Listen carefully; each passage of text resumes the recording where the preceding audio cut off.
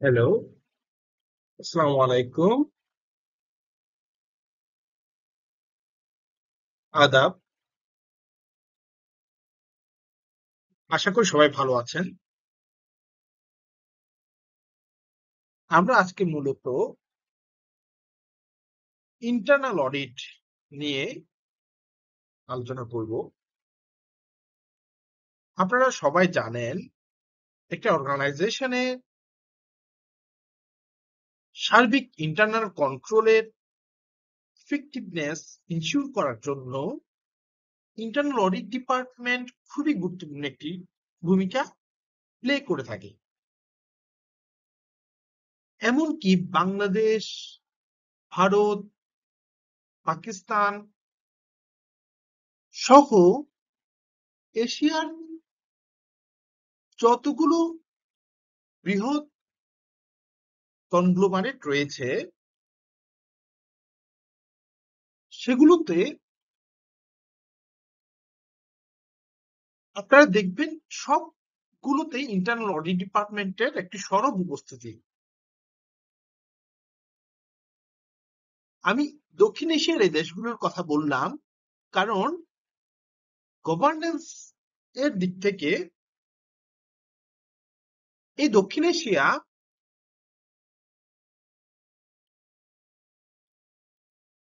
একটু পিছিয়ে আছে উন্নত বিশ্বের চেয়ে।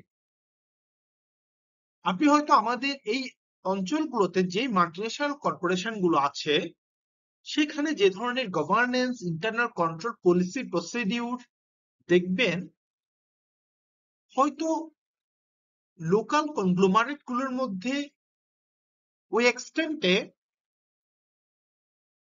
গভর্নেন্স এর উপস্থিতি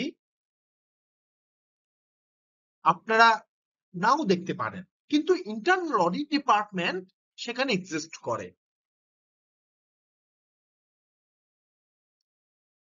এখন কথা হচ্ছে এই ইন্টারনাল অডিট ডিপার্টমেন্ট এটার কাজ কি? আমরা যদি বলি প্রতিষ্ঠানের অডিট করা, এটা অনেক ব্রডার পরিসর হয়ে যায়। এখানে এক্সটার্নাল অডিট আছে, অনেক রেগুলেটরি অডিট আছে, কাস্টমস এর অডিট আছে, ভ্যাটের অডিট আছে, ট্যাক্স এর অডিট আছে, আবার একই সাথে প্রতিষ্ঠানের অভ্যন্তরীণ নিরীক্ষা ব্যবস্থা বা ইন্টারনাল অডিট এটিও আছে। এবার আপনি যদি আমাদের এই গাইডলাইন নিয়ে আমরা কথা বলি, দেখবেন এক্সটার্নাল অডিটের ক্ষেত্রে একটা সুনির্দিষ্ট গাইডলাইন দেওয়া আছে যে standard auditing standard, international standard auditing standard, এটি কিভাবে অডিট পরিচালিত হবে। একটি এক্সটার্নাল অডিট কি কি বিষয়ের উপর তারা জোর দিবে, কি কি বিষয় তারা কিছু সুনির্দিষ্ট পদক্ষেপ অনুসরণের মাধ্যমে অডিটররা প্রতিষ্ঠানের ফিনান্সিয়াল স্টেটমেন্টস এর উপর একটি এসিউরেন্স, ইন্ডিপেন্ডেন্ট এসিউরেন্স প্রোভাইড করে থাকবে। এক্সটার্নাল অডিটের ক্ষেত্রে আপনি পাবেন আমাদের যেটাকে বলি আইসা, ইন্টারন্যাশনাল স্ট্যান্ডার্ডস অন অডিটিং, বিভিন্ন আইসা স্পেসিফিক্যালি বর্ণনা করা আছে। এখন প্রশ্ন হচ্ছে এই ইন্টারনাল অডিট, এই ইন্টারনাল অডিট ডিপার্টমেন্ট গুলো যে আমাদের এই যে লোকাল, মাল্টিন্যাশনাল এবং সকল ধরনের প্রতিষ্ঠানে আমরা তৈরি করেছি, এই ডিপার্টমেন্ট গুলো বা দীর্ঘদিন ধরে তারা চেষ্টা করে আসছে কিভাবে অর্গানাইজেশনের গভর্নেন্সটাকে শক্তিশালী করা যায়, এনশিওর করা যায়, তারা কি গাইডেন্স মেনটেন করবে, কি পদক্ষেপ দিবে তারা তাদের প্রতিষ্ঠানের তাদের কার্যক্রম গুলো সঠিকভাবে পরিচালনা করবে। এটি যদি আপনারা দেখতে চান, দেখবেন কোন সেই ধরনের স্ট্যান্ডার্ড আপনার ইন্টারনাল অডিটের জন্য পাবেন না। এমনকি শুধুমাত্র লোকাল বা অঞ্চল ভিত্তিক না, গ্লোবালিও আপনি দেখবেন যে এটা একটি ফ্রেমওয়ার্কের উপর প্রতিষ্ঠিত। আপনি কোনো সুনির্দিষ্ট গাইডলাইন পাবেন না, কারণ এটার পিছিয়ে যুক্তি হচ্ছে একটা অর্গানাইজেশনের তাদের পলিসি প্রসেস ডিজাইন করবে তার চাহিদা মোতাবেক, তার ব্যবসায়ের ধরন, তার টোন অফ বিজনেস কেমন হবে, এগুলোর উপর বেস করে, তার রেগুলেশনের উপর বেস করে, তার বিজনেস অবজেক্টিভের উপর বেস করে তার পলিসি প্রসিডিওর গুলোকে ডিজাইন করবে। কাজে কোনো একটি পার্টিকুলার স্ট্যান্ডার্ড দিয়ে এই ইন্টারনাল অডিটকে ডিফাইন করা, এই ইন্টারনাল অডিটকে পরিচালনা করা ইউনিফর্ম ভাবে সারা পৃথিবীতে একটু টাফার কাজ, ডিফিকাল্ট কাজ। যে কারণে আপনারা যখন গ্লোবাল স্ট্যান্ডার্ড বা বিভিন্ন জায়গায় পড়াশোনা করবেন, বিভিন্ন স্ট্যান্ডার্ড গুলো গুগল করবেন, দেখবেন কিছু ফ্রেমওয়ার্কের কথা ওনারা বলেছে, কিছু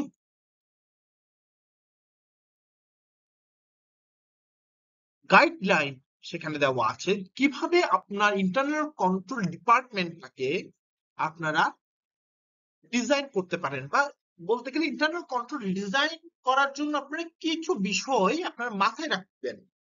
এই বিষয়গুলোকে নিয়ে ওনারা আলোচনা করেছে। একটি ওয়াইডলি রিনাউন্ড ফ্রেমওয়ার্ক আছে যেটা হচ্ছে কসো ফ্রেমওয়ার্ক।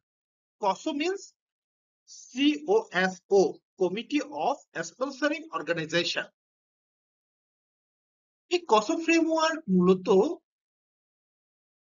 5টি প্রাইভেট অর্গানাইজেশনের উপর বেস করে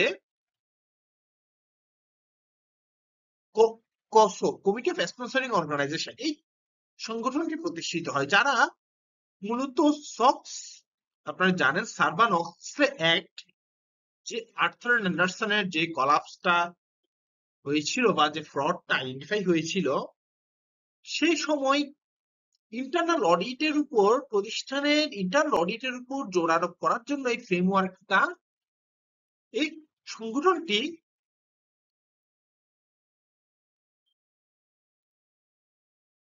তৈরি করে, যেখানে মূলত কিছু প্রিন্সিপালের কথা বলা হয়েছে, এবং যাতে এইগুলো মাথায় রেখে আপনি আপনার ইন্টারনাল অডিটের পলিসিটা, ইন্টারনাল অডিটের স্টেপ গুলো ডিজাইন করতে পারেন, ইন্টারনাল কন্ট্রোলটা কেমন হবে, গভর্নেন্স কেমন হবে, সেটিকে মূলত আলোচনা করেছে তারা। আপনি এমন পাবেন না যে একদম আপনার 100% ভাউচিং করতে হবে, অথবা স্যাম্পল বেস ভাউচিং করতে হবে, অথবা কন্ট্রোল টেস্ট করতে হবে, সাবস্টেন্টিভ প্রসিডিউর পারফর্ম করতেই হবে, না করলে আপনি ইন্টারনাল অডিট ডিপার্টমেন্ট হবে না, এই ধরনের কিছু কোথাও বলা নেই।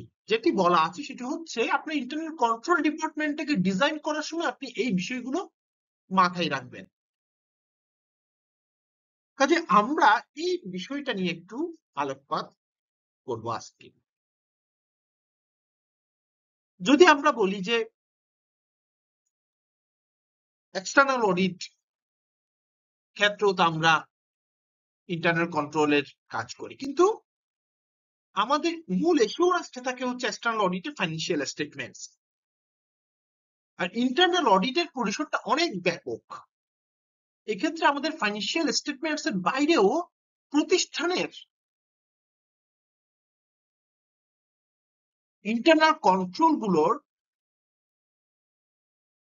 উপস্থিতি এবং ইফেক্টিভনেস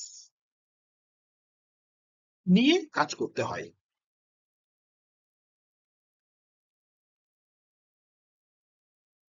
আপনি যদি দেখেন স্লাইডটিতে লেখা আছে রিস্ক বেসড ইন্টারনাল অডিট, কথাটা থেকেই আপনারা বুঝতে পারবেন যে রিস্ক থেকেই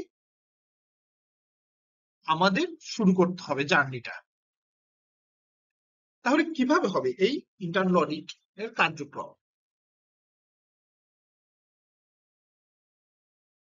এটি জানার আগে আমি আমাদের বিশেষ করে এই উপমহাদেশে ইন্টারনাল অডিট কি একটা সিনারিও আপনাদেরকে দেখাবো। এটি হচ্ছে কেন ইন্টারনাল অডিট ডিপার্টমেন্টকে অর্গানাইজেশন গুলো ইফেক্টিভ করে তুলতে পারে না। অন্যদিক থেকে বলতে গেলে কেন ইন্টারনাল অডিট ডিপার্টমেন্ট অর্গানাইজেশনের ফেসে আসতে পারে না? কিছু পয়েন্ট আমি এখানে হাইলাইট করেছি।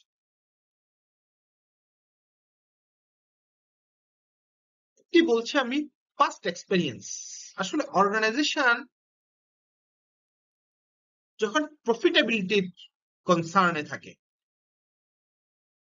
তখন তারা ফোকাস করে কোত্থেকে আমার ভ্যালুটা জেনারেট হচ্ছে অর্গানাইজেশনের। ভ্যালু মানে যে শুধু সেলস করতে হবে তাই নয়, সেলস সেলস হতে পারে, প্রোডাকশন হতে পারে, মার্কেটিং থেকে আসতে পারে, রিসার্চ এন্ড ডেভেলপমেন্ট থেকে আসতে পারে, আমার এইচআর অ্যাক্টিভিটি এফিসিয়েন্সির মাধ্যমে আসতে পারে, সাপ্লাই চেইন পারফরমেন্সের মাধ্যমে আসতে পারে। কিন্তু সাধারণত দেখা যায়, যেটা এক্সপেরিয়েন্স আছে, কিছু রিসার্চ যেটা বলে, ইন্টারনাল অডিট থেকে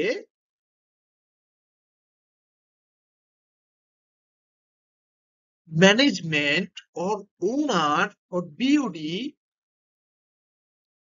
টাইমলি অ্যাডভাইস এবং ইনসাইটটা সবসময় পাই না। About what? organizational sustainability. About what? Effectiveness of internal control. About what? Necessity of internal control. আমাদের যেসব ইন্টারনাল অডিট ডিপার্টমেন্ট গুলো পরিচালিত হচ্ছে, অধিকাংশই দেখা যায় তারা নিজেরা দীর্ঘদিন ধরে একটা কাজের পরিধি নির্ধারণ করে, সেটা ভাউচিং হোক, সেটা ইনভেন্টরি দিয়ে হোক, সেটা ফিক্সড অ্যাসেট দিয়ে হোক, এবং ওইটা দিয়ে তারা তাদের ডে টু ডে অডিট কার্যক্রমগুলো পরিচালনা করে। এটা তো কিছু দোষ নেই, কিন্তু প্রবলেম হচ্ছে এই ট্রেডিশনাল অডিট ভিউ থেকে একটা ফ্রড আইডেন্টিফিকেশনের চান্স, একটা বড় অ্যানোমেলিস প্রতিষ্ঠানের ভিতর তৈরি হচ্ছে, এটি বের করে আনা একটু ডিফিকাল্ট। যে কারণে দেখা যায় ম্যানেজমেন্ট এক্সপেরিয়েন্স করে যে আমি অডিট ডিপার্টমেন্ট রেখেছি, দীর্ঘদিন ধরে তারা কাজ করছে, কিন্তু আমার অর্গানাইজেশনে এত বড় একটা ফ্রড হয়ে গেল, কিন্তু এটা তার আইডেন্টিফাই করতে পারলো না। পরবর্তীতে গিয়ে দেখা গেল আসলে ইন্টারনাল অডিট ডিপার্টমেন্টের যে স্কোপটা, ওই স্কোপের মধ্যে ওই পার্টিকুলার ফ্রডের এরিয়াটা এনকাউন্টার করা হয়নি। সো আমি এখানে যেটা বলতে চাইছি, management never received timely advice and insight. দেখা গেছে পোস্টমর্টেম রিপোর্ট, আমাদের ফ্রড হয়ে গেছে, ইনসিডেন্ট হয়ে গেছে, অথবা একটা অনগোয়িং ফ্রড চলছে, 2 বছর 5 বছর চলেছে, এমন সময় এটা হাইলাইট হলো,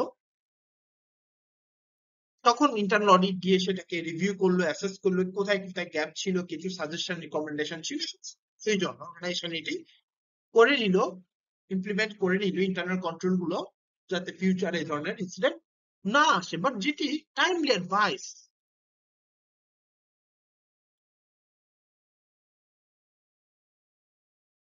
আমার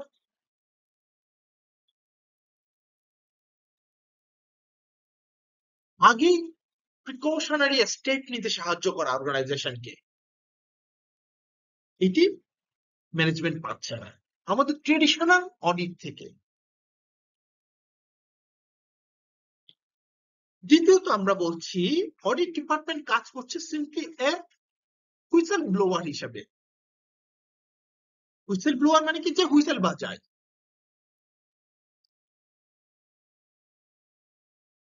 তাহলে কি অর্গানাইজেশনে আসছে একটা আনওয়ান্টেড ইনসিডেন্ট, তারা হুইসেল বাজিয়ে ম্যানেজমেন্টকে জানিয়ে দিল যে আপনারা সবাই সতর্ক হন, এখন কিন্তু চোর ঢুকেছে আমার বাড়িতে।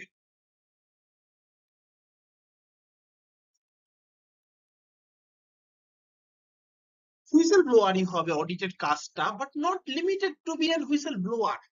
ম্যানেজমেন্টের এক্সপেকটেশন যে অডিটেড ভ্যালুয়েশন থাকবে বিজনেস প্রসেসে, যে আপনার শরীরের ভিতর একটি জীবাণু ধীরে ধীরে বংশ বিস্তার করা শুরু করছে, আপনি এখন বুঝতে পারছেন না, 6 মাস পর আপনি টের পাবেন। আপনি এখন থেকেই চেক আপ করান, আপনি এখন থেকেই ট্রিটমেন্ট শুরু করেন, মেডিসিন নেন, তাহলে আপনি এটির সাথে ফাইট করে আপনার শরীরটাকে ঠিক করতে পারবেন। এটির জন্য আপনার যেমন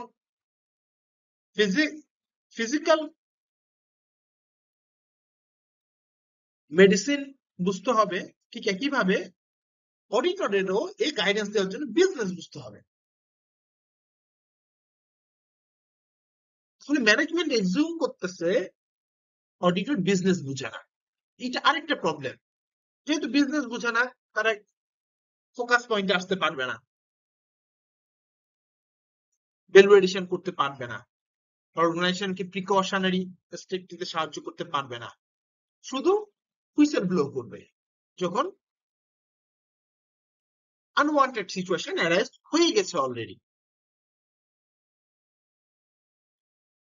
তৃতীয়ত আমরা বলছি lack of clear understanding about what role of auditor. দেখবেন অর্গানাইজেশনের মধ্যে সকল ডিপার্টমেন্ট কাজ করে, তাদের একটা ডিফাইন্ড রোল আছে, তারা কি করবে।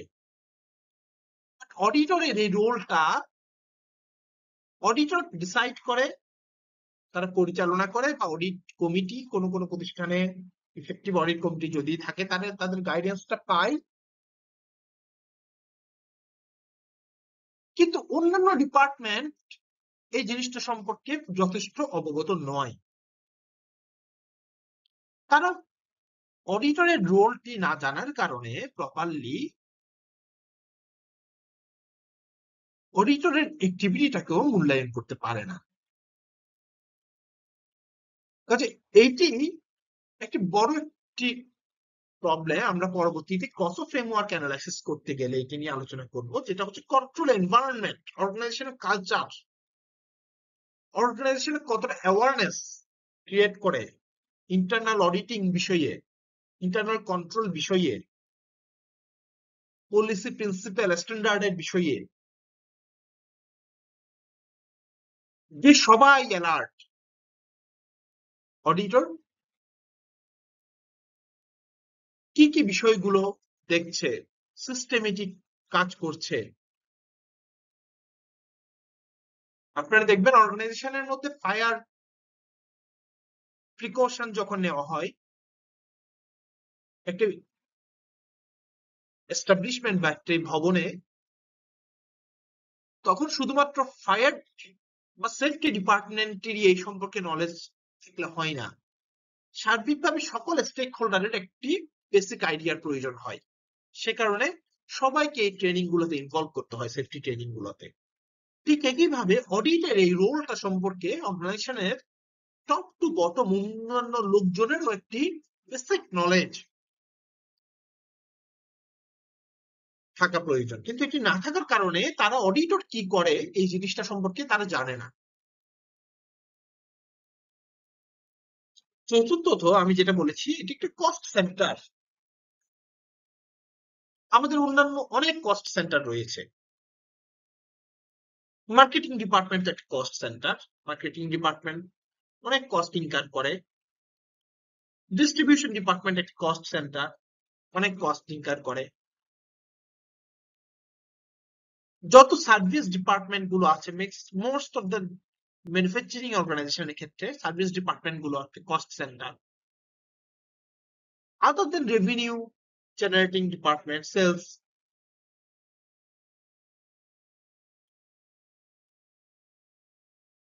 ডিপার্টমেন্ট ব্যতীত মোস্ট অফ দ্য ডিপার্টমেন্টই কস্ট সেন্টার। কিন্তু এই কস্ট সেন্টার গুলো যে ভ্যালু জেনারেট করে,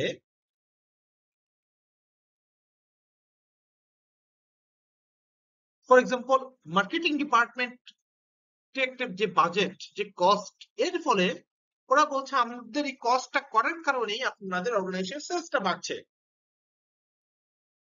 তাহলে তাদের এই কস্টটার বেনিফিটটাকে তারা রিলেট করে ফেলছে। ডিস্ট্রিবিউশন ডিপার্টমেন্ট বলছে আমার এখানে আপনি ইনভেস্টমেন্টের ফলে আপনার প্রোডাক্ট টাইমলি কাস্টমারের কাছে পৌঁছাচ্ছে, কাস্টমার স্যাটিসফ্যাকশন হচ্ছে, আপনার সেলস ভালো হচ্ছে, এটি আপনার ভ্যালু জেনারেট করছে। ইন্টারনাল অডিট ডিপার্টমেন্ট তাদের কাজের মাধ্যমে ইন্টারনাল কন্ট্রোলের ভ্যালু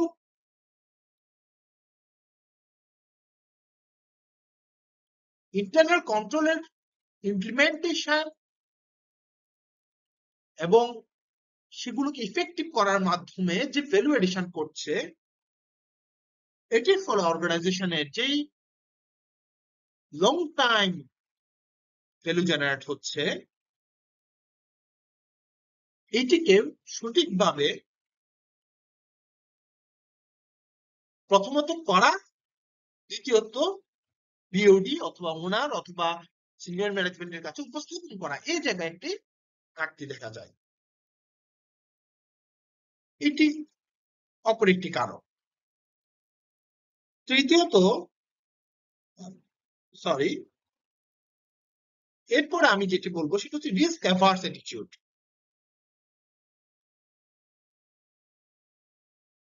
অর্গানাইজেশনের আপনারা যদি দেখেন, সামনে দেখবেন আপনারা তিনটা defence line, first line of defence, second line of defence, third line of defence. First line of ডিফেন্সে কিন্তু প্রসেস ওনাররা নিজেরাই রিস্ক ম্যানেজমেন্ট নিয়ে কাজ করে। তার মানে তারা কিন্তু প্রসেস ওনাররাও কিন্তু চাচ্ছে অর্গানাইজেশনের কন্ট্রোল মেকানিজমটা স্ট্রং হোক, কিন্তু যেহেতু তারা আলটিমেট রেসপন্সিবিলিটি নিচ্ছে, ইন্টারনাল অডিট ডিপার্টমেন্টে একটি ডিপেন্ডেন্ট অডিট ডিপার্টমেন্টের রিকমেন্ডেশনের উপর বেস করে কোনো রিস্ক নেওয়া, এটিকে process owner department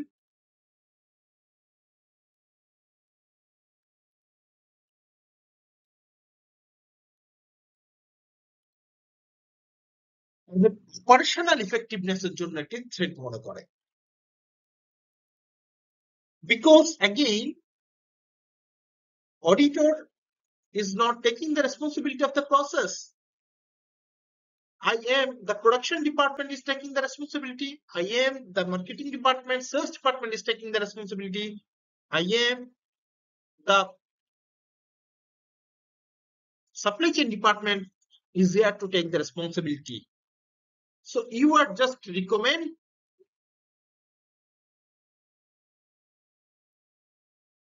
and failure of your recommendation goes to me, goes to the process owner. So they don't want to highlight recommendation, the suggestion, the positive outcome of internal audit department. এরপর যেটি হচ্ছে, যেহেতু এখানে একটি internal audit department অর্গানাইজেশনের অ্যানোমেলিস গুলোকে highlight করবে, যেই অ্যানোমেলিস গুলো জেনারেট হচ্ছে প্রসেস ওনার ডিপার্টমেন্টের ডিজাইন করা সিস্টেম থেকে, সেক্ষেত্রে একটা পারফরমেন্স ডিটোরিয়েশন ইফেক্ট তৈরি হয় যদি ইন্টারনাল অডিটের অবজারভেশনটাকে অর্গানাইজেশন হাইলাইট করা হয়। সেক্ষেত্রে ওনার অথবা বিওডি অথবা সিনিয়র ম্যানেজমেন্ট ইন্টারনাল অডিটের অবজারভেশন নিয়ে অতটা কনসার্ন ভিজিবলি শো করে না, যাতে অন্যান্য ডিপার্টমেন্ট গুলোর জন্য একটি আনসাপোর্টিভ অর ডিমোটিভেটিং কালচার তৈরি না হয় প্রতিষ্ঠানের মধ্যে। দেন আমি বলবো ইনফরমেশন ডিসক্লোজার। অধিকাংশ অর্গানাইজেশনেই দেখা যায় ইনফরমেশন গুলোকে তারা নেসেসারিলি অর আননেসেসারিলি একটা গ্রুপ অফ পিপল, একটা গ্রুপ অফ টপ ম্যানেজমেন্টের মধ্যে সীমাবদ্ধ রাখতে চায়, যে কারণে internal audit department being N independent department ওই ইনফরমেশন গুলোর মধ্যে ইজি অ্যাক্সেস পায় না অথবা তাদেরকে দেওয়া হয় না। এটাও একটা অডিট ডিপার্টমেন্টের পিছিয়ে পড়ার কারণ। দেন লাস্ট বাট নট লিস্ট যে পয়েন্টটা নিয়ে আমি কথা বলবো সেটা হচ্ছে culture of trust over system. আমাদের এই উপমহাদেশে বিশেষ করে যেই অর্গানাইজেশন গুলো লাস্ট 50 বছরে ডেভেলপ করেছে সেই অর্গানাইজেশন গুলোতে আপনারা দেখবেন সিনিয়র ম্যানেজমেন্টের লোকজন, বিশ্বস্ত লোকজন, তাদেরকে দিয়ে সব কাজগুলো করানো হয় এবং তারা যাদেরকে দিয়ে দীর্ঘদিন ধরে এই কাজগুলো করা হয়েছে তাদের একটি কমন ক্যারেক্টার হচ্ছে তারা সিস্টেম পছন্দ করবে না, সিস্টেমেটিক হবে এমন তারা চাইবে না। তারা চাইবে person based, human based, individual based organization, individual based decision, individual based process. যে অমুক স্যার সাইন করেছে, অমুক স্যার ফোন দিয়েছে, এটি অ্যাপ্রুভ হবে, নট সিস্টেমেটিক্যালি এই সিস্টেমের জন্য যা যা করার প্রয়োজন in case of procurement, purchase requisition হয়েছে কিনা, রিকুইজিশন অ্যাপ্রুভ হয়েছে কিনা, সেই অ্যাপ্রুভ রিকুইজিশনের উপর বেস করে আমাদের এনলিস্টেড ভেন্ডর থেকে কোটেশন কালেক্ট করা হয়েছে কিনা, সে কোটেশনের উপর বেস করে কম্পারেটিভ স্টেটমেন্ট তৈরি করা হয়েছে কিনা, সেখান থেকে অপটিমাম বিডারকে অর্ডারটা অ্যাওয়ার্ড করা হয়েছে কিনা, সেই অনুযায়ী পিওটি রেজ করা হয়েছে কিনা, অ্যাপ্রুভ হয়েছে কিনা, লটস অফ থিং। সিস্টেম মানবে না যে অমুক স্যার এটা অ্যাপ্রুভ করেছে। এটি একটি পজিটিভ নেগেটিভ দুইটি সাইডই আছে। তাহলে কি সিস্টেমের চেয়ে ট্রাস্টকে বেশি ভ্যালু করা।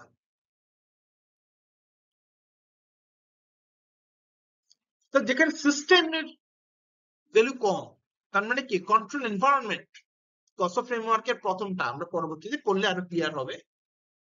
কন্ট্রোল এনভায়রনমেন্টটা যখন এই ধরনের থাকবে তখন সেখানে ইন্টারনাল অডিট ডিপার্টমেন্টের কাজ করার পথে বাধা সৃষ্টি করবে। এখন এগুলো নিয়ে তাকাতে হবে, এগুলো থাকবে। তারপরও আমরা কিভাবে ইন্টারনাল অডিট ডিপার্টমেন্টের কাজকে ধারাবাহিকভাবে করে যেতে পারবো, সামনে নিয়ে যেতে পারবো, অডিট ডিপার্টমেন্টের আউটকাম গুলোকে প্রুভ করতে পারবো যে এটি একটি কস্ট সেন্টার হলেও এটি যে ভ্যালু জেনারেট করে সেটার জন্য অর্গানাইজেশনের অ্যাটেনশন ড্র করা যায়।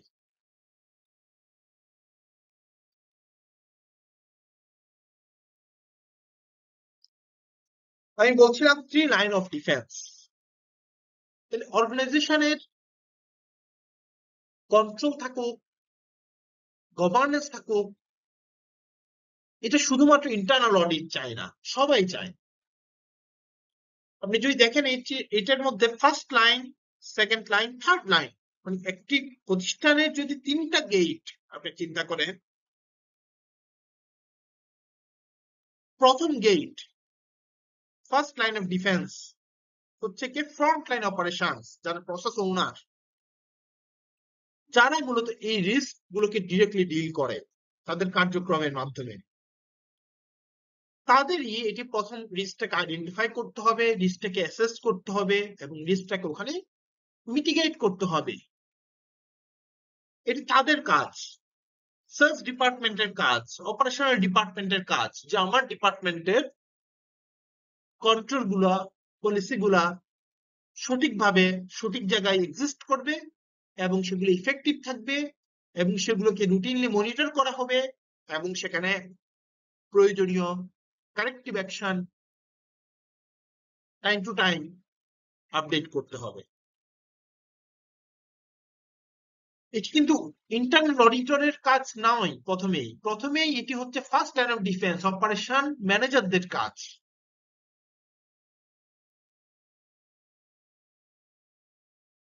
সেকেন্ড লাইন অফ ডিফেন্স হচ্ছে রিস্ক ম্যানেজমেন্ট এন্ড কমপ্লায়েন্স। যে অর্গানাইজেশনে এই দ্বিতীয় গেটটি থাকবে, প্রথম গেট যদি সঠিকভাবে কাজ না করে, ভেঙেও যায় কোনো কারণে, এই সেকেন্ড লাইন অফ ডিফেন্স যদি থাকে, অর্গানাইজেশন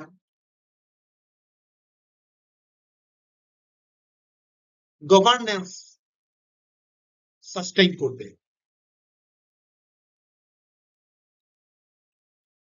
আপনার অর্গানাইজেশনে যদি একটি সুসংগঠিত পলিসির মাধ্যমে পরিচালিত হয়, রেগুলেশন গুলো যদি প্রপারলি ফলো করে, লোকাল লস গুলো যদি ফলো করে, তাহলে অর্গানাইজেশনে অটোমেটিক একটি ডিফেন্স ক্রিয়েট হয়ে যায়। কাজে রিস্ক ম্যানেজমেন্ট এন্ড কমপ্লায়েন্স এই সম্পর্কিত যত পলিসি, যত স্ট্যান্ডার্ড, যত গাইডলাইন, যত অ্যাপ্রুভাল পাথওয়ে অর্গানাইজেশনে থাকবে, অর্গানাইজেশনের কোন ধরনের ফ্রড, এরর, অ্যানোমালিস হওয়ার চান্স তত কমে যায়। কোনো কারণে যদি এই দুইটি লাইন অফ ডিফেন্স এনকাউন্টার করতে না পারে কোনো ফ্রডকে, then here comes internal audit. এরা কি করবে? এই রিস্ক ম্যানেজমেন্টটাকে ইভ্যালুয়েট করবে। এখানে যে কন্ট্রোল প্রসেস গুলোকে আপনারা দিয়েছেন, এইগুলোকে এই ইন্টারনাল অডিট টিম অ্যাসেস করবে, ইভ্যালুয়েট করবে এবং গাইডলাইন দিবে, রিকমেন্ডেশন দিবে, সাজেশন দিবে। সেই রিস্ক গুলো কতটুকু সিভিয়ার যে আপনারা রিস্ক ম্যানেজমেন্ট কমপ্লায়েন্স ইমপ্লিমেন্ট করা প্রয়োজন, এখনই ব্যবস্থা নেওয়া প্রয়োজন, এটি এই ইন্টারনাল অডিট ডিপার্টমেন্ট বলবে।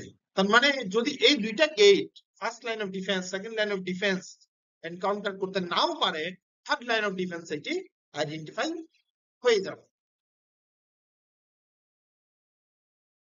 যে আপনার অর্গানাইজেশন বুল ট্রেনে উঠে যাচ্ছে, এখনই তাকে হোল্ড করেন। ট্রেনে উঠার পরে নয়, এখনই আপনার প্রিকশনারি স্টেপ গুলো নিতে হবে। এখানে ইন্টারনাল কন্ট্রোল ইমপ্লিমেন্ট করতে হবে। এই প্রসেসে একটা ঘাটতি রয়ে গেছে, সে জায়গায় একটা অ্যাপ্রুভাল মেকানিজম সেট করতে হবে, একটা থ্রেশহোল্ড ক্রিয়েট করতে হবে, একটা অটোমেশন ইমপ্লিমেন্ট করতে হবে। এই গাইডলাইন গুলো প্রোভাইড করবে ইন্টারনাল অডিট ডিপার্টমেন্ট। এটি হলো মূলত আমরা যে কসো ফ্রেমওয়ার্কের কথাটা বলছিলাম শুরুতেই, কমিটি অফ স্পন্সরিং অর্গানাইজেশন। এটা মূলত আমেরিকান সার্টিফাইড পাবলিক অ্যাকাউন্ট্যান্ট, তৎকালীন সিমা এবং অন্যান্য আরো কয়েকটি অ্যাকাউন্টিং বডি মিলে এই কমিটিটা হয়। এবং তারা এই ফ্রেমওয়ার্কটা, কসো ফ্রেমওয়ার্কটাতে, এখানে তারা একটি ফ্রেমওয়ার্ক দিয়েছে যেটি বলেছে যে একটা ইন্টারনাল কন্ট্রোল, আমরা এত কথা বলছি ইন্টারনাল কন্ট্রোল, ইন্টারনাল কন্ট্রোলের মধ্যে কি কি থাকতে হবে, কি থাকবে এখানে? আমরা প্রথমেই যে বললাম যে এখানে কোনো স্পেসিফিক স্ট্যান্ডার্ড সাজেস্ট করা হয়নি, অর্গানাইজেশনের সুবিধার্থে একটা ফ্রেমওয়ার্ক সাজেস্ট করেছে। তারা বলেছে কন্ট্রোল এনভায়রনমেন্টের উপর ফোকাস করতে হবে, রিস্ক অ্যাসেসমেন্টের উপর ফোকাস করতে হবে, কন্ট্রোল অ্যাক্টিভিটির উপর ফোকাস করতে হবে, ইনফরমেশন এন্ড কমিউনিকেশনের উপর ফোকাস করতে হবে, মনিটরিং এর উপর ফোকাস করতে হবে। আপনার ইন্টারনাল কন্ট্রোল, অর্গানাইজেশনের ইন্টারনাল কন্ট্রোলটাকে স্ট্রং করতে হলে এই বিষয়গুলো থাকতে হবে। এই 5টি বিষয়। তাহলে আপনারা যারা ইন্টারনাল অডিট ডিপার্টমেন্টে কাজ করছেন বা ইন্টারনাল অডিট ডিপার্টমেন্টকে লিড দিচ্ছেন, আপনারা অ্যাসেস করে দেখুন আপনাদের প্রতিষ্ঠানে ইন্টারনাল কন্ট্রোলের এই 5টি কম্পোনেন্ট কি এক্সিস্ট করে কিনা। কন্ট্রোল এনভায়রনমেন্ট, আপনার অর্গানাইজেশন আপনার ইন্টারনাল কন্ট্রোলের বিষয়ে কতটুকু সিরিয়াস, আপনার অর্গানাইজেশন আপনার ইন্টারনাল কন্ট্রোলকে কতটুকু গুরুত্ব সহকারে দেখছে, অর্গানাইজেশনের জন্য কতটুকু এসেনশিয়াল মনে করছে।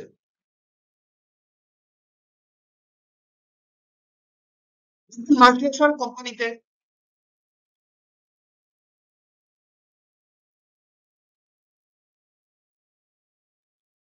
অল্প একটু অ্যানোমালিস সাথে সাথে action, proper action. Local organization অনেক বড় একটা অ্যানোমালিস পাওয়া গেছে, sometimes they take action, sometimes not. That means if you do not take action against criminal, indirectly you are encouraging the criminal. So অর্গানাইজেশনের কন্ট্রোল এনভায়রনমেন্টটা ইন্টারনাল কন্ট্রোলের supportive হতে হবে। দেন আমরা বলছি রিস্ক অ্যাসেসমেন্ট। রিস্ক অ্যাসেসমেন্ট আপনার internal control মেকানিজমের মধ্যে আছে কিনা, রিস্ক অ্যাসেসমেন্ট টুলস আছে কিনা, internal audit department risk assessment tools হিসাবে কাজ করছে কিনা, তারা কি দেখছে যে প্রসেস গুলো আছে সেই প্রসেস গুলোর মধ্যে কোথায় কোথায় আমার রিস্ক তৈরি হতে পারে ফিউচারে, বা রিস্ক আছে একটা অ্যানোমালিস ঘটতে পারে ফিউচারে, সে অ্যাসেসমেন্ট হচ্ছে কিনা। রিস্ক অ্যাসেসমেন্ট করা গেলেই তো কন্ট্রোল সাজেশন এবং ইমপ্লিমেন্ট করা যাবে। কাজে আপনার ইন্টারনাল কন্ট্রোলের ফ্রেমওয়ার্কের মধ্যে রিস্ক অ্যাসেসমেন্টের কনসেপ্ট, রিস্ক অ্যাসেসমেন্টের কার্যক্রম কতটুকু ইফেক্টিভ। দেন কন্ট্রোল অ্যাক্টিভিটিস, রিস্ক আইডেন্টিফাই হচ্ছে, অ্যাসেস করা হচ্ছে এবং সেখানে যে কন্ট্রোলটা থাকা প্রয়োজন সেটা আছে কিনা, না থাকলে সেটাকে আনা হচ্ছে কিনা, এবং সেটি টাইমলি মনিটরিং এর মাধ্যমে ইনশিওর করা যে ওই ইন্টারনেট কন্ট্রোলটা করছে। প্রথম কথা কন্ট্রোল আছে কিনা, না থাকলে সেটাকে দিলাম, ইন্টারনেট কন্ট্রোল ইমপ্লিমেন্ট করার পরে বসে থাকলে হবে না, টাইম টু টাইম সেটাকে মনিটরিং করতে হবে, ফলো কন্ট্রোলটা সঠিকভাবে হচ্ছে। Information and communication, internal audit ডিপার্টমেন্টের সেই ধরনের স্কোপ রাখা আছে কিনা যে তারা ডিরেক্টলি যে কোনো ব্রিচেস অফ ইন্টারনাল কন্ট্রোলকে রিয়েল টাইম রিপোর্টিং করতে পারছে কিনা।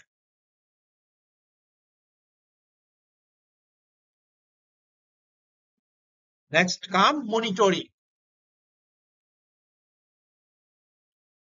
ইন্টারনাল অডিটের যে সুপারভাইজার অথবা লিড অথবা হেড অফ ইন্টারনাল অডিট, সে দেখতে হবে যে আমার যেই 30 জন 50 জনের টিম আছে তারা কাজ করছে যে এরিয়াগুলোতে, তারপরও কিছু ফ্রড অ্যানোমালিস হয়ে যাচ্ছে। তাহলে এই যে ফেলিউর গুলো, এগুলো কেন হচ্ছে এবং সেখানে সেই এরিয়াগুলোতে ইমপ্রুভমেন্টের কাজ করতে হবে, তার এই এরিয়াতে মনিটরিং করতে হবে। তাহলে এই কাজগুলো আপনার ইন্টারনাল কন্ট্রোল ফ্রেমওয়ার্কের মধ্যে আছে কিনা, এক্সিস্ট করে কিনা এনভায়রনমেন্টের মধ্যে, এটা দেখতে বলেছে এই কসো ফ্রেমওয়ার্কটা। আমি আগেই বলেছিলাম কোনো স্পেসিফিক স্ট্যান্ডার্ড দেয় নাই, তারা বলেছে এইগুলোকে আপনারা আপনাদের প্রতিষ্ঠানের ডিজাইন অনুযায়ী ইমপ্লিমেন্ট করেন।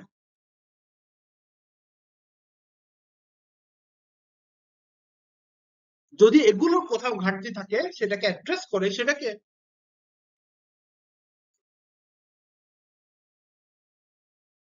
ইম্প্রোভাইজড করেন, তাহলে কন্ট্রোল ডিপার্টমেন্ট রিস্ক অ্যাসেসমেন্ট, এই বিষয়গুলো ইফেক্টিভনেসের দিকে আগাবে।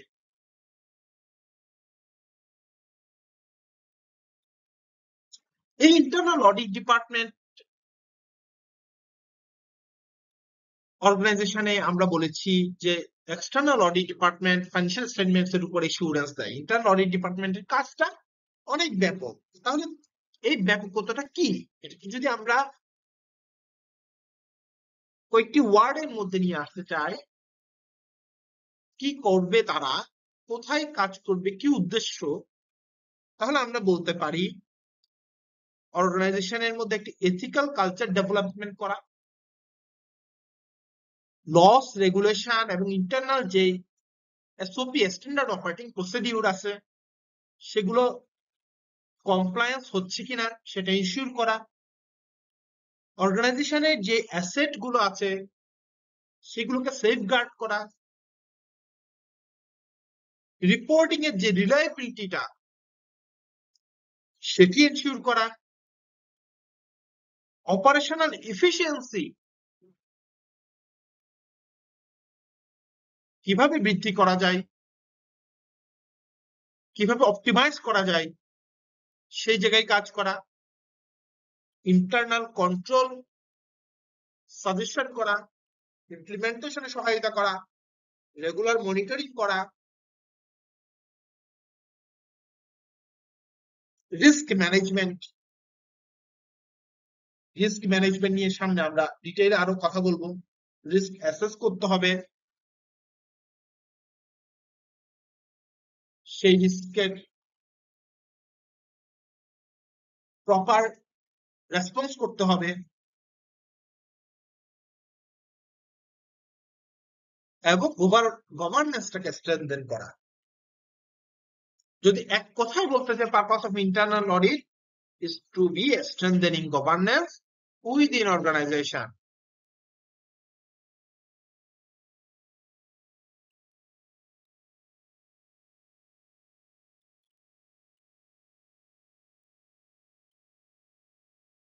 এই এথিক্সটা মূলত আইফ্যাক কোড অফ এথিক্স, এটিকে যদিও বলা হয়েছে প্রফেশনাল অ্যাকাউন্টেন্টদের জন্য mandatory, but internal audit department যারা কাজ করবে তারা তো অবশ্যই প্রফেশনাল, অডিট প্রফেশনাল। কাজে এই কোড অফ এথিক্স বাদে আসলে তাদের কাজের আউটপুটটা অর্গানাইজেশন পাবে না। কোড অফ এথিক্সটা কি জিনিস? এখানে 6টি ফান্ডামেন্টাল এথিক্যাল প্যারামিটার দেওয়া হয়েছে, যেগুলো আপনার কাজের মধ্যে 100% থাকতে হবে আপনার কাজটি ইফেক্টিভ করতে হলে, সেটি ইন্টারনাল অডিট হোক বা এক্সটার্নাল অডিট হোক। কি বলেছি? ইন্টিগ্রিটি মিনস মোর দেন অনেস্টি। যে কারণে আমরা বলেছি স্ট্রেট ফরওয়ার্ড এন্ড অনেস্ট। আপনি অনেস্ট, আপনি চুরি করেননি তার মানে আপনি অনেস্ট, কিন্তু আপনি স্ট্রেট ফরওয়ার্ড। আপনার অর্গানাইজেশনে আপনি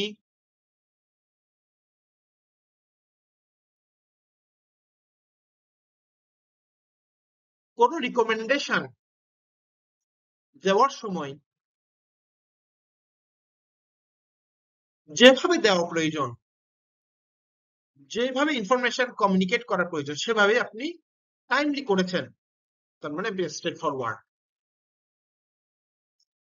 আপনার রিপোর্টিং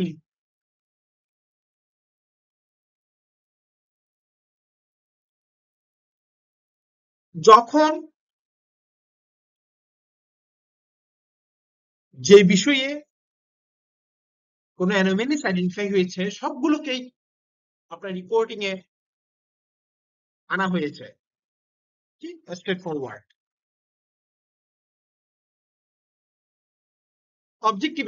অবজেক্টিভিটি মিনস আপনি নন compromising, unbiased attitude.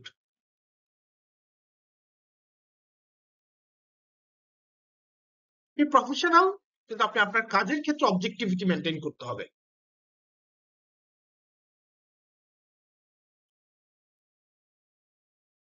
Professional competence, আপনার প্রয়োজনীয় দক্ষতাগুলো থাকতে হবে।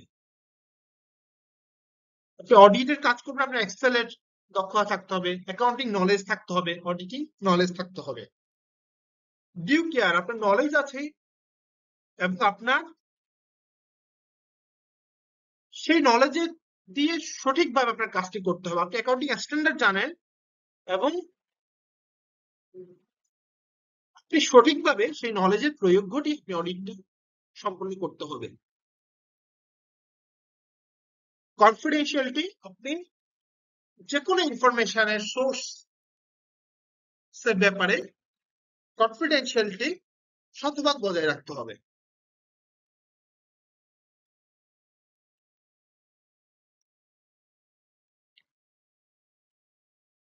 কাজে here is a balance of parameters. আপনার স্ট্রেট ফরওয়ার্ড হতে হবে, আবার এট দ্য সেম টাইম আপনার কনফিডেন্সিয়াল থাকতে হবে। আপনার যেখানে চেইন অফ রিপোর্টিংটা যে জায়গায়, সেই জায়গায় আপনার রিপোর্ট করতে হবে।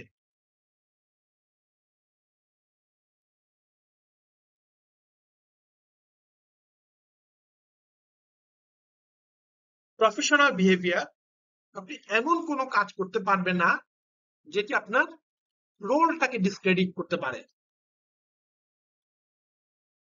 কাজের ক্ষেত্রে এবং আপনার ব্যক্তিত্বের ক্ষেত্রে। এই কোড অফ এথিক্স গুলো ফান্ডামেন্টালি আপনার মধ্যে থাকতে হবে to be an internal auditor.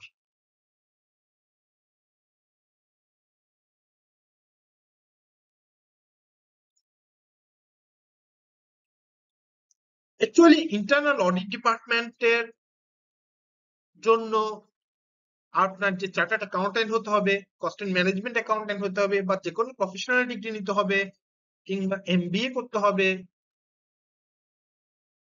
ITP হতে হবে, এমন কোনো রিকোয়ারমেন্ট নেই। কিছু স্কিলস এর প্রয়োজন আছে। এই স্কিলস গুলো হচ্ছে কি, ডকুমেন্টেশন, আপনার এভিডেন্স গুলোকে প্রপারলি ডকুমেন্ট করতে পারতে হবে, সঠিকভাবে কমিউনিকেট করতে পারতে হবে, আপ টু ডেট নলেজ আপনার থাকতে হবে। আপনার রিপোর্ট রাইটিং, ইংলিশ, যেহেতু ইংলিশের উপরই আমাদের সব রিপোর্টিং গুলো হয়ে থাকে, রিপোর্ট রাইটিং স্কিলটা আপনার থাকতে হবে, গ্রামাটিক্যাল এরর যাতে না হয়। আপনার প্রবলেম সলভিং অ্যাটিটিউড থাকতে হবে, কনফ্লিক্ট রিজলিউশন স্কিল থাকতে হবে, রেজিলিয়েন্স, ক্রিটিক্যাল সিচুয়েশনের মধ্যে দিয়ে যেতে হবে অডিটরদের। কাজে রেজিলিয়েন্স খুবই গুরুত্বপূর্ণ একটি বিষয়, যাতে আপনি টাফ সিচুয়েশন থেকেও আপনি কাজের আউটকামটা বের করে নিয়ে আসতে পারেন। টিম ওয়ার্ক ডেফিনেটলি আপনার করতে হবে, within team and outside team, ডিপার্টমেন্টের বাইরের লোকের সাথেও আপনার কোলাবোরেশন করে কাজ করতে হবে। Stress management, audit is an stressful job, so you have to manage the stress. আপনি ভেঙে পড়লে হবে না, প্রফেশনালি যে কোনো সিচুয়েশনকে আপনার, টাফ সিচুয়েশনকে আপনার হ্যান্ডেল করে কাজটি বের করে নিয়ে আসতে হবে।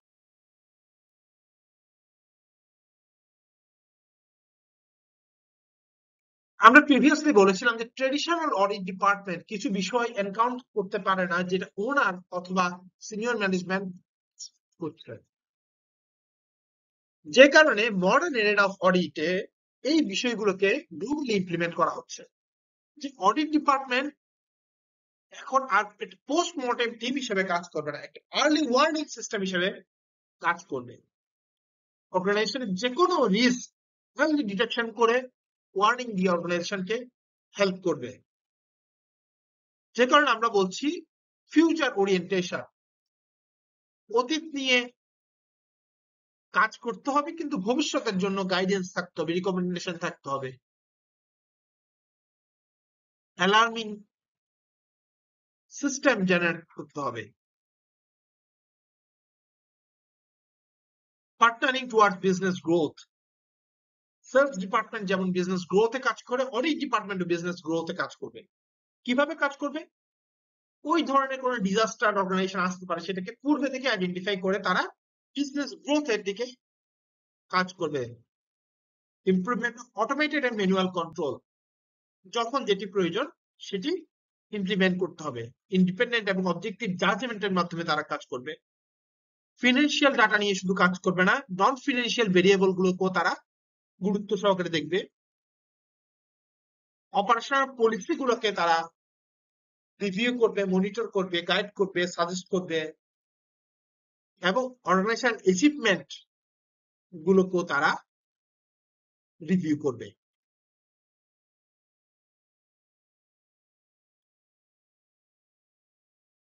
বর্তমানে ইন্টারনাল কন্ট্রোলটাকে ইনশিওর করাই হচ্ছে অডিটের ফোকাস একটি কাজ।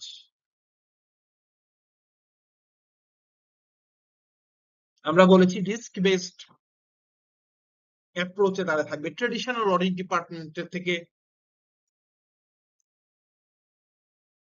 বের হয়ে এসে। ক্যাপাসিটি অপটিমাইজেশন, আমরা যেটা বলেছি ইফিসিয়েন্সি কাজ করবে। তাহলে ক্যাপাসিটি, যেখানে আমার ক্যাপাসিটি আন্ডার ইউটিলাইজ হয়ে গেছে, সেটাকে কিভাবে অপটিমাইজ লেভেলে নিয়ে যাওয়া যায়। ডিপার ইনসাইট এবং অ্যান্ড ভ্যালু বিয়ন্ড এসিউরেন্স, যে কোনো একটি প্রসেস কন্ট্রোল অথবা রিকমেন্ডেশনের সাথে ডিপার ইনসাইট দিতে হবে। এবং শুধুমাত্র এসিউরেন্স দিলে হবে না যে এটি প্রয়োজন, এটি বললেই হবে না। এটির ফলে অর্গানাইজেশন কি কি ভ্যালু অ্যাড হতে পারে, কি কি রিস্ক মিনিমাইজ হতে পারে, কি কি ঝুঁকি থেকে অর্গানাইজেশন ভবিষ্যতে বাঁচতে পারে এই কন্ট্রোলটি ইমপ্লিমেন্টের ফলে, সেগুলো অ্যাড্রেস করতে হবে এবং প্রেজেন্ট করতে হবে। রিস্ক অ্যান্ড অপরচুনিটি অ্যানালাইসিস, যে কোনো রিস্কের সাথে অপরচুনিটি জড়িত, যে কোনো অপরচুনিটির সাথে রিস্ক থাকবেই।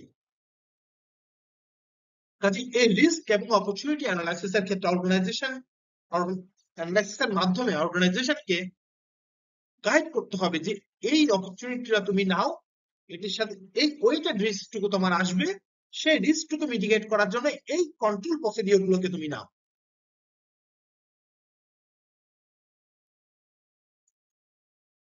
তাহলেই তুমি সাস্টেনেবিলিটি দিকে এগিয়ে যাবে।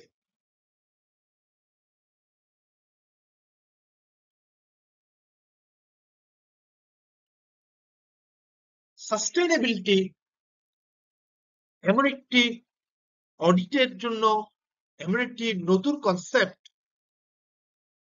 যে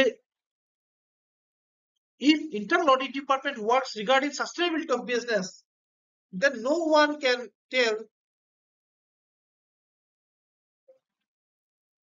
যে অডিট ডিপার্টমেন্ট শুধুমাত্র হুইসেল ব্লো করে, অডিট ডিপার্টমেন্ট বিজনেস বুঝে না। যখন এই কাজগুলো অডিট ডিপার্টমেন্টে চলে আসবে ইন্টারনাল অডিটের অ্যাক্টিভিটিস এর মাধ্যমে, তারা যখন সাস্টেনেবিলিটি অফ বিজনেস নিয়ে ভাববে, তখন আমি যে প্রথমে বলেছিলাম অডিটের কেন আন্ডাররেট হয়ে আছে,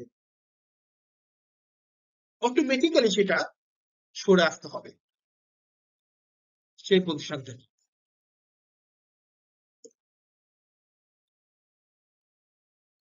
এটি মূলত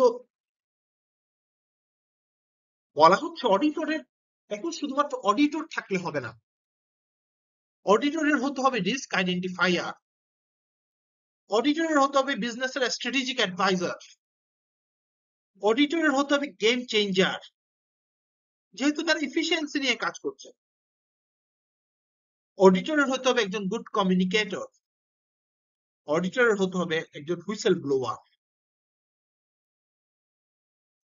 রিস্ক আইডেন্টিফায়ার কিভাবে আপনার ভাউচিং করবেন এবং অর্গানাইজেশনকে গাইড করবেন, আপনাদের অন্যান্য কাজের মাধ্যমেও করবেন, কিভাবে অর্গানাইজেশনের রিস্কটা অর্গানাইজেশনকে হুমকির মুখে ফেলতে পারে। স্ট্র্যাটেজিক অ্যাডভাইজার হিসাবে আপনারা অর্গানাইজেশনের বিভিন্ন অপারেশনাল গাইডেন্স গুলা, ইনসাইট গুলা দিতে পারবেন। তাহলে অডিটরের কাজ যদি অডিটিং বা হুইসেল ব্লোয়িং অ্যাক্টিভিটির মধ্যে সীমাবদ্ধ রাখা হয়, তাহলে অডিট ডিপার্টমেন্ট কিন্তু আন্ডাররেটেডই থাকবে। অডিট ডিপার্টমেন্টের কাজটা যদি আপনার রিস্ক আইডেন্টিফাই অ্যাডভাইজার বা অর্গানাইজেশনের গ্রোথ পার্টনার হিসেবে নিয়ে আসা যায়, তখনই অর্গানাইজেশন অ্যাসেস করবে যে না, অডিট ডিপার্টমেন্ট যে ভ্যালুটা জেনারেট করে এটিও প্রশংসনীয়, এটিও আমাদের অ্যাটেনশন পাওয়ার দাবিদার। এটি মূলত রিস্ক বেসড অডিট প্রসিডিউরের একটি সামারি। আপনারা যদি দেখেন বিভিন্ন জায়গায় দেখবেন বিভিন্ন ভাবে স্টেট গুলোকে বলা হয়েছে। এটি হচ্ছে বেসিক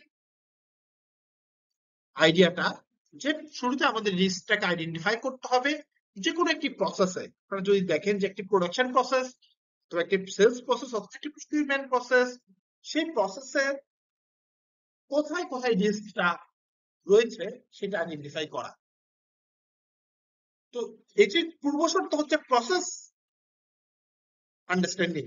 একজন অডিটরের প্রসেস আন্ডারস্ট্যান্ডিং যত ভালো থাকবে, সে এই রিস্ক আইডেন্টিফিকেশন তত ভালো করতে পারবে। কাজে আপনারা যারা ইন্টার্ন অডিটের হেড হিসেবে কাজ করছেন, আপনাদের টিমকে আপনারা সবসময় বলবেন প্রসেস, যে কোনো জায়গায় বিজনেসের প্রসেসটা ভালো মতো বুঝতে হবে। প্রসেসটি তাদেরকে দিয়ে রিভিউ করাবেন, বারবার আপনি সেটি চেক করবেন ওনারা পেরিওডিক্যালি প্রসেস রিভিউ করছে কিনা, এবং সেই প্রসেসের থেকে তারা রিস্ক গুলো আইডেন্টিফাই করতে পারবে। তার রিস্ক বের হলো, এই রিস্কটাকে অ্যাসেস করা, রিস্কটা কতটুকু সিভিয়ার, আমার অর্গানাইজেশনের ভলিউম, আমার বিজনেস নেচার, আমার রিস্ক অ্যাপাটাইট, এগুলোর উপর বেস করে রিস্কটা কতটুকু সিভিয়ার সেটাকে অ্যাসেস করতে হবে। দেন এই রিস্কটার রেসপন্সে আমরা কি করব, এটি আমি পরবর্তীতে ডিটেইলে বলছি। আমরা কি রিস্কটাকে মেনে নিব নাকি আমরা প্রিভেন্ট করব। এবং যেটি প্রথমে অডিটর স্কিল বলেছিলেন, ডকুমেন্টেশন। অডিটর যতই কাজ করে না কেন, এই এভিডেন্স গুলো অডিটরের সঠিকভাবে প্রিজার্ভ করতে হবে। আমি বলেছিলাম যে কি কি স্কিল লাগবে, প্রথমেই বলেছিলাম ডকুমেন্টেশন। কারণ এভিডেন্স ছাড়া অডিটের কাজ একটা পর্যায়ে যাওয়ার পরে আপনি আর স্ট্যান্ড করাতে পারবেন না যদি প্রপার এভিডেন্স গ্যাদার করে না থাকে। এখানে আমরা কিছু টুলস দিয়েছি। রিস্ক আইডেন্টিফিকেশন, কোন কোন এরিয়াতে রিস্ক গুলো আইডেন্টিফাই হতে পারে একটি অর্গানাইজেশনের মধ্যে। ক্যাপাসিটি রিলেটেড রিস্ক থাকতে পারে, অর্গানাইজেশন স্ট্র্যাটেজি রিলেটেড রিস্ক থাকতে পারে, কমপ্লায়েন্স রিলেটেড রিস্ক থাকতে পারে, রিপোর্টিং রিলেটেড রিস্ক থাকতে পারে, এনভায়রনমেন্ট রিলেটেড রিস্ক থাকতে পারে। আসলে এগুলো হচ্ছে একটা বেসিক। আপনার অর্গানাইজেশনের নেচার অনুযায়ী আপনি দেখবেন আপনার অর্গানাইজেশনের ক্যাপাসিটির কোথায় রিস্ক আছে, স্ট্র্যাটেজিতে কোথায় প্রবলেম আছে, কমপ্লায়েন্সের কোথায় প্রয়োজন, কোথায় ইমপ্রুভমেন্টের প্রয়োজন এক্সিস্টিং কমপ্লায়েন্সের।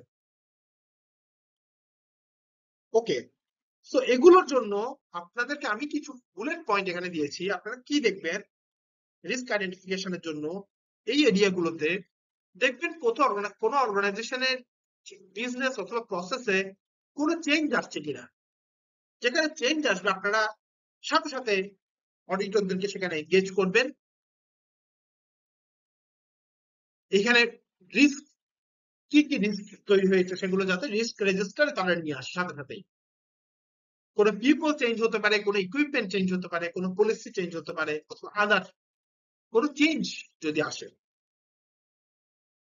প্রিভিয়াস অডিট ফাইন্ডিং গুলোকে রিভিউ করলেও আপনারা কিছু রিস্ক ওই পার্টিকুলার অর্গানাইজেশনে আইডেন্টিফাই করতে পারবেন। প্রসেস ওনারের সাথে কথা বললেও আপনারা রিস্কটা আইডেন্টিফাই করতে পারবেন। প্রসেস ওনার নয় কিন্তু এই প্রসেসের সাথে ইনভলভ এমন লোক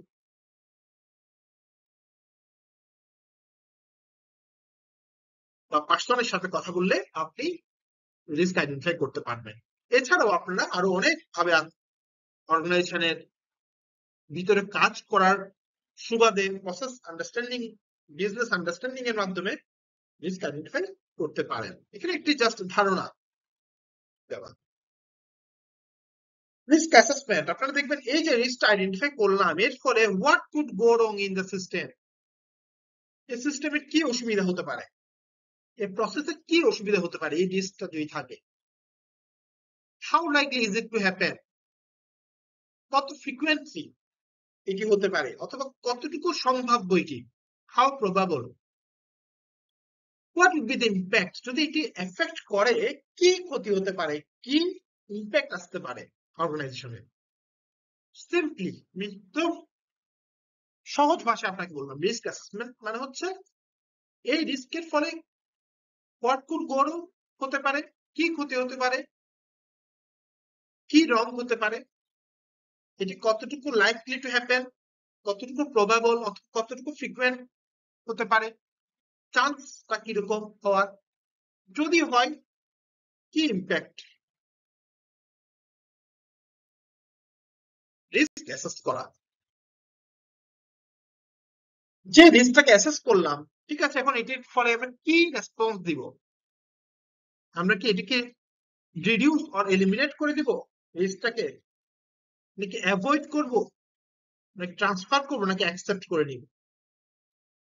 আমরা অ্যাকসেপ্ট করে নিলাম রিস্কটাকে, এই রিস্ক আমাদের ভলিউমের জন্য, আমাদের বিজনেস প্রসেসের জন্য অবশ্যম্ভাবী।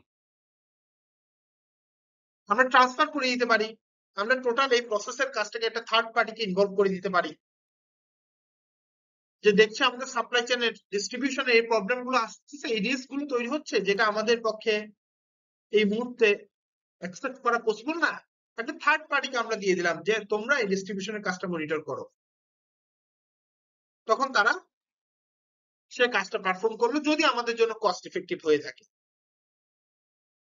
অথবা আমরা ইন্স্যুরেন্সকে দিতে পারি, ইন্স্যুরেন্স করে রাখতে পারি সেখানে, তাহলে রিস্কটা তার এন্ডে চলে গেল।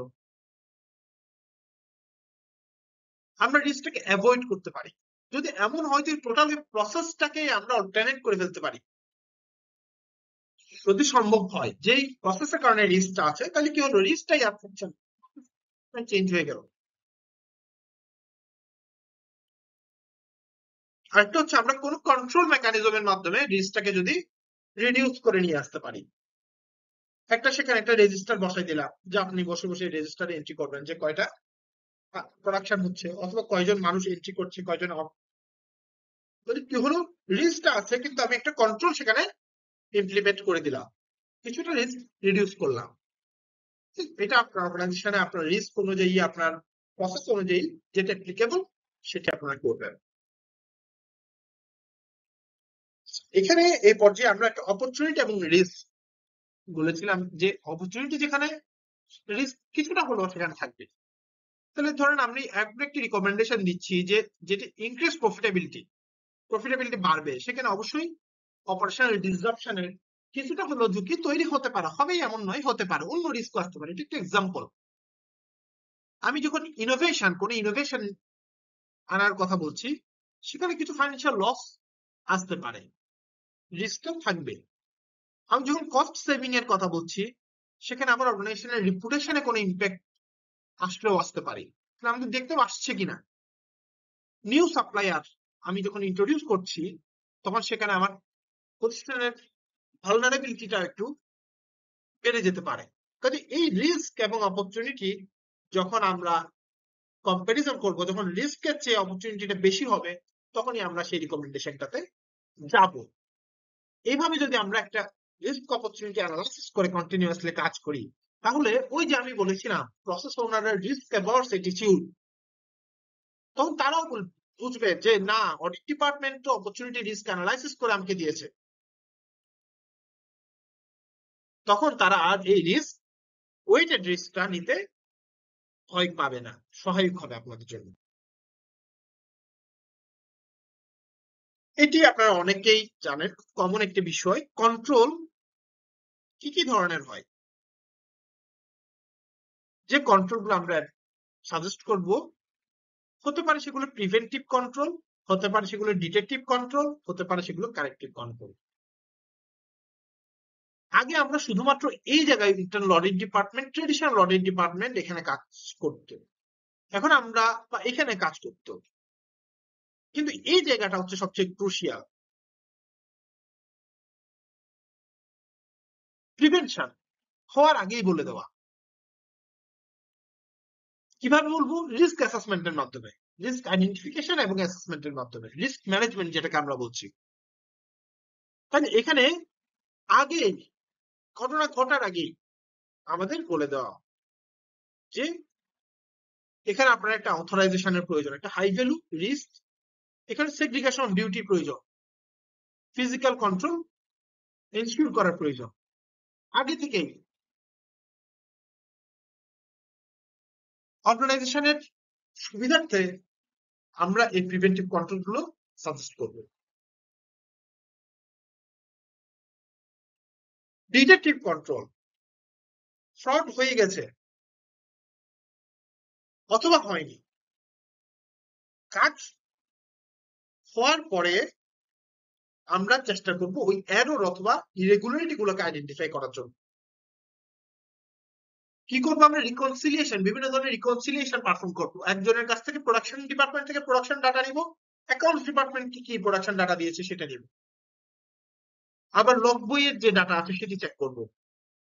রিকনসিলিয়েশন করলাম সবগুলো দেখে। ডেলিভারি ফ্যাক্টরি থেকে কি গিয়েছে ডেলিভারি ডিপার্টমেন্ট থেকে নিব, আবার সেলস ডিপার্টমেন্ট থেকে নিয়ে ক্রস চেক করব। তাহলে এটা হচ্ছে ডিটেকটিভ কন্ট্রোল।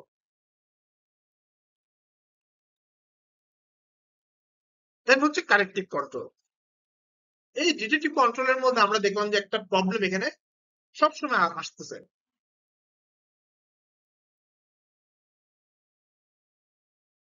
তাহলে এই ডিটেকটিভ কন্ট্রোল পারফর্ম করার সময়, এই রিকনসিলিয়েশন করার সময় দেখলাম যে আমার এই ডাটাগুলোর সাথে এই ডাটাগুলো বা এই রিপোর্টের সাথে এই রিপোর্টে সবসময় একটি গ্যাপ থাকে। গ্যাপটা থাকে কি জন্য? মানে কি একটা প্রবলেম আছে সেখানে। তাহলে ওই প্রবলেম ফিক্স করার জন্য যদি আমরা কোনো কন্ট্রোল এখানে সাজেস্ট করি, এটি হবে কারেক্টিভ কন্ট্রোল। সবচেয়ে ভালো কন্ট্রোল হচ্ছে আমরা যদি প্রিভেন্টিভ কন্ট্রোলটা দিতে পারি, রোগ হওয়ার আগে প্রিভেনশনটা রিকমেন্ড করতে পারি। এভিডেন্স, আমরা প্রথমে বলেছি অডিটরের স্কিলস এর অন্যতম গুরুত্বপূর্ণ হচ্ছে ডকুমেন্টেশন। তাহলে এই এভিডেন্স গুলো কিভাবে রাখবে? আমরা এখানে তিনটা ভাগে ভাগ করছি, তিন ধরনের অডিট এভিডেন্স। স্ট্রং হতে পারে, মডারেট হতে পারে, উইক হতে পারে। আপনি যদি কারো কাছ থেকে টেস্টিমোনিয়াল নেন, সাক্ষ্য নেন যে এই ধরনের একটি ঘটনা এখানে ঘটেছে, এটা একটি এভিডেন্স, কিন্তু উইক এভিডেন্স। জাস্ট আপনার এখানে একটা সোর্স থেকে আপনি বিষয়টা জানতে পেরেছেন। তো এই উইক এভিডেন্স কে আপনারা স্ট্রং করতে পারেন থ্রু এইগুলোর মাধ্যমে। আবার যদি আমি বলি ইনকোয়ারি, এমপ্লয়ীদের সাথে আপনারা কোনো একটা ইনকোয়ারি করলেন, এটা একটু কম্পারেটিভলি উইকার এভিডেন্স। যদি এমপ্লয়ি নামে এটা যদি কোনো থার্ড পার্টি ইনকোয়ারি হয়, তখন আবার সেটি স্ট্রং এভিডেন্স। যেহেতু আমরা একটা ইন্ডিপেন্ডেন্ট ডিপার্টমেন্ট, যে প্রসেসে যে বা যে এমপ্লয়ি গুলো, সে এমপ্লয়ি যখন কোনো একটা তথ্য আমাদেরকে দেয়, সেটির চেয়ে যখন কোনো থার্ড পার্টি আমাকে ইনকোয়ারির মাধ্যমে ইনফরমেশন টুকু দেয়, সেটি স্ট্রঙ্গার। দেন আমরা যদি বলি মডারেট এভিডেন্স, রিক্যালকুলেশন আমরা পারফর্ম করতে পারি। কিছু ওয়ার্কিং পেপারে আমরা কাজ করলাম, যেগুলো বলেছি ডিটেকটিভ কন্ট্রোলে রিকনসিলিয়েশন করা। কিছু ফ্লো চার্ট এখানে আমরা দেখাতে পারি বা নিয়ে আসতে পারি আমাদের অডিট অ্যাক্টিভিটিস এর মাধ্যমে, কিভাবে এটি হয়েছে। এটি একটি মডারেট এভিডেন্স। এবং আমরা যদি একটা কোয়েশ্চেনিয়ার ফিল আপ করলাম ইন্টারনাল কন্ট্রোল রিলেটেড, তারপর আমরা এই ইনকোয়ারিটা পারফর্ম করলাম, তখন এই উইক এভিডেন্সটাই মডারেট এভিডেন্সে কনভার্ট হয়ে যাবে। তাহলে আমাদের সবসময় চেষ্টা করতে হবে আমরা যতটা স্ট্রং এভিডেন্স রাখতে পারি। এভিডেন্স রাখবো প্রথমত 100%, তারপর চেষ্টা করবো স্ট্রং না হলে মডারেটে যাওয়া।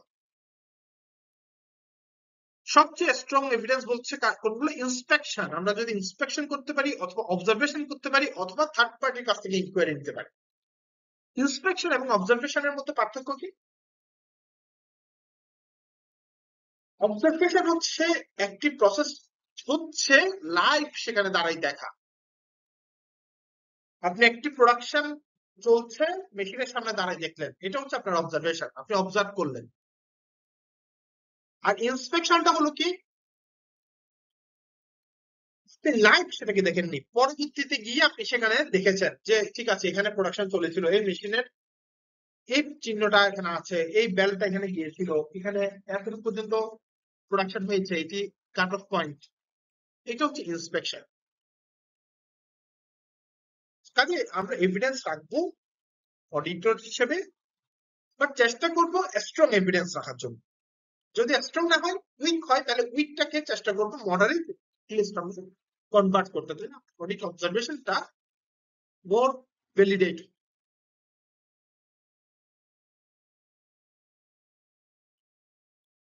আমরা ইন্টারনাল অডিটের জব ইনফরমেশন এন্ড কমিউনিকেশন খুবই গুরুত্বপূর্ণ একটি বিষয়, আমরা যেটি কসো ফ্রেমওয়ার্কে দেখে এসেছি।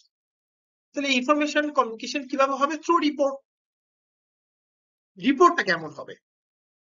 রিপোর্টের মধ্যে আপনি যে বিষয়ে কথা বলছেন সেটি এমন ভাবে উপস্থাপন করতে হবে যাতে সেটি রিপোর্ট রিডারের কাছে ক্রিস্পি হয়, রিপোর্ট রিডারের কাছে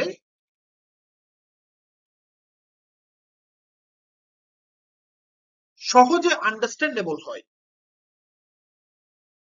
তাহলে এটির জন্য কি লাগবে? আপনি যে এরিয়াতে কাজ করেছেন তার একটি শর্ট কিন্তু এডিকুয়েট ব্যাকগ্রাউন্ড ইনফরমেশন সেখানে দিতে হবে। অনেক ডিটেইলের প্রয়োজন নাই, শর্ট এবং এডিকুয়েট। যে আমি একটি পারচেস নিয়ে কাজ করেছি, এই পারচেসটি কোন সাপ্লায়ার থেকে কোন পিওর এগেইনস্টে কত টাকা মূল্যে কেনা হয়েছিল, মিনিমাম এতটুকু ইনফরমেশন আপনার রিপোর্টে থাকতে হবে। রিপোর্টে ফোকাস করতে হবে কি রিস্ক, যেহেতু আমরা রিস্ক বেসড অডিট নিয়ে কাজ করছি, এবং রিকমেন্ডেশন। আপনি ফাইন্ডিং দিতে পারেন, কনক্লুশন দিতে পারেন, স্কোপ দিতে পারেন, অবজেক্টিভ দিতে পারেন আপনার এই কাজের, যখন যেটি রিলিভেন্ট আসে। বাট ফোকাস রাখতে হবে রিস্কটা কি এখানে, এবং রিকমেন্ডেশন, আমার রিপোর্ট রিকমেন্ডেশন কি।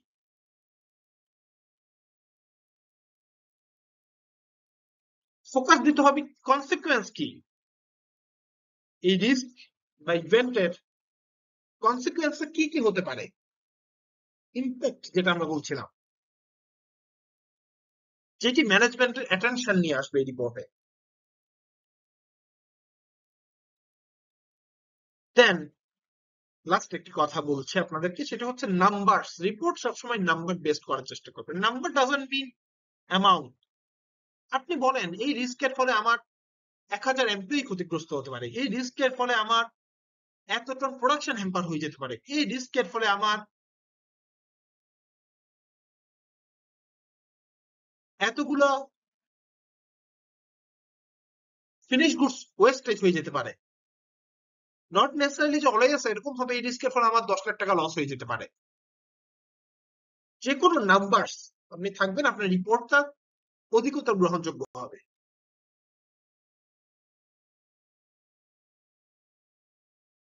Thank you. আশা করি আমাদের আজকের এই ভিডিওর মাধ্যমে ইন্টারনাল অডিট ডিপার্টমেন্টের ম্যানেজমেন্টের এক্সপেকটেশন এবং ইন্টারনাল অডিটরদের করণীয়, হেড অফ দ্য ডিপার্টমেন্টের করণীয় সম্পর্কে আপনারা কিছুটা হলেও ধারণা পেয়েছেন। যদি এই ভিডিও আপনাদের কিছুটা কাজে লেগে থাকে,